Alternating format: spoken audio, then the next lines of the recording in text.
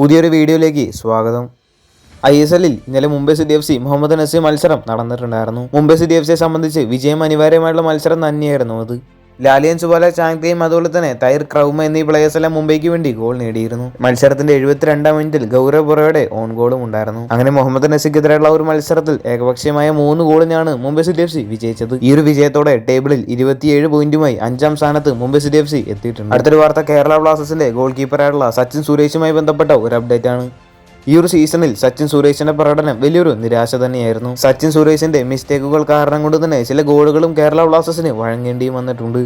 നിലവിലിപ്പോൾ ലഭിച്ചിരിക്കുന്ന ഒരു വാർത്ത അനുസരിച്ച് പുതിയൊരു ഗോൾ കീപ്പറിനെ ടീമിലേക്ക് എത്തിക്കാൻ ശ്രമിച്ചുകൊണ്ടിരിക്കുകയാണ് കേരള ബ്ലാസ്റ്റേഴ്സ്. സച്ചിന്റെ ഈ ഒരു സീസണിലെ മോശമായുള്ള പ്രകടനം കാരണം കൊണ്ട് തന്നെയാണ് കേരള ബ്ലാസ്റ്റേഴ്സ് പുതിയൊരു ഗോൾ കീപ്പറിനെ തേടുന്നത്.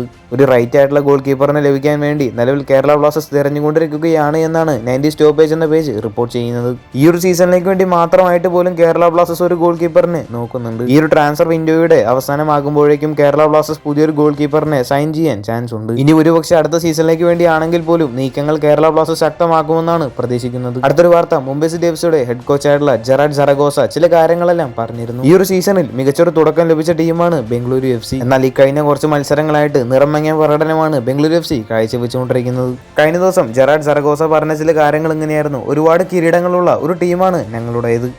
എന്നാൽ കഴിഞ്ഞ 4 സീസണുകളിൽ ഒരു തവണ മാത്രമാണ് ബംഗളൂരു FC പ്ലേ ഓഫ് കളിച്ചിട്ടുള്ളത്.